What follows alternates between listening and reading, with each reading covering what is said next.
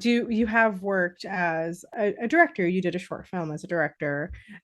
When you're filming, do you look at it from the lens of the director, or do you look at it from the lens of the editor, or when do you look at it from either or lens? I mean, it really just depends on what stage you're at. For my short, I also wrote it, so the very first thing you're looking at it through is the lens of the writer. But because I knew I would be directing it, I was also able to look at it a little bit through the lens of a director and a producer.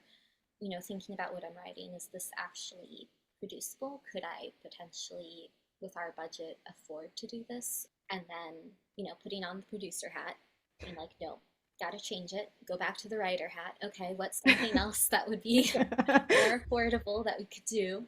Putting on the director hat, how am I actually going to film this? Mhm. So, especially in the early stages, it's kind of rotating between those three roles. And then when you're in production, it's less of the producer. You still have a little bit of the writer because you're trying to maintain the story, but it's mostly, and it should be, the director hat. There were a few times, like when logistics would go wrong, I'd have to put on the producer hat and, to figure out why the porta potties hadn't arrived on time or whatever it was.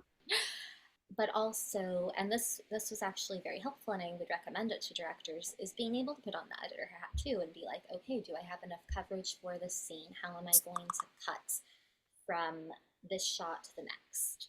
Even like little things like making sure that you pause for an appropriate amount of time before saying cut, so that the editor side of me has enough clean audio to actually have full use of the shot. That's really important. So directors out there, make sure you wait a beat before you say cut. You don't do it too soon, so you give your editor a little bit of leeway.